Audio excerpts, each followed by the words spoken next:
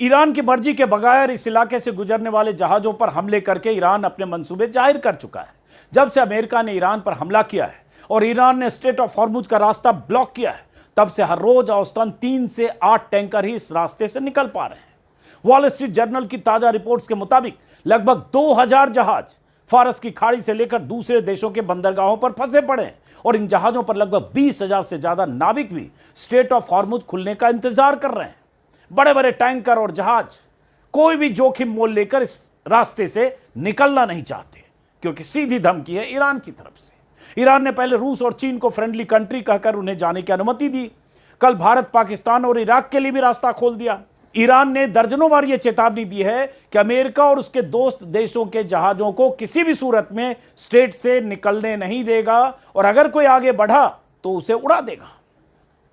ऐसी तबाही की तस्वीरें भी हमने देखी शुरुआती दिनों में।